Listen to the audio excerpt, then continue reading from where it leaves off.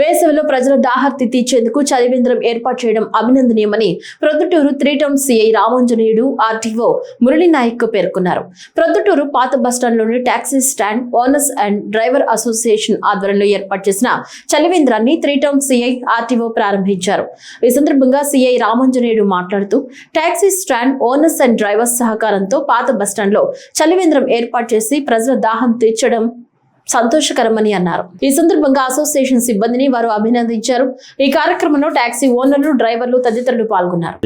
ఎండాకాలం సందర్భంగా మన ప్రొద్దుటూరు పాత బస్టాండ్లో డ్రైవర్స్ అసోసియేషన్ వాళ్ళందరూ కూడా కలిసి ప్రజలకు ఒక మంచి పని చేయాలనేటువంటి ఉద్దేశంతో మన పాత బస్టాండ్లో చలివేంద్రాన్ని ఏర్పాటు చేయడం జరిగింది.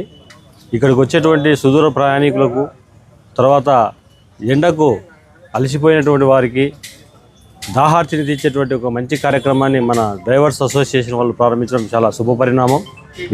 దీన్ని వినియోగించుకొని చాలామంది తమ దాహార్తి తీసుకొని ఎండలకు వాళ్ళ ఆరోగ్యాన్ని, హెల్త్ను కాపాడుకుంటారని ప్రజలందరికీ మనవి చేస్తున్నాను.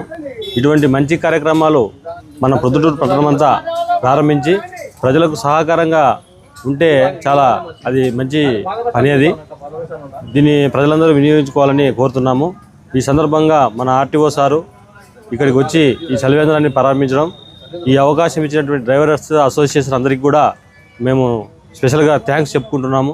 ఇటువంటి మంచి కార్యక్రమాలు మరిన్ని జరగాలని ఆశిస్తూ ఈ అవకాశం ఇచ్చిన డ్రైవర్స్ అసోసియేషన్ పొద్దుటూరు వారికి థ్యాంక్స్ చెప్తూ సెలవు తీసుకుంటాం.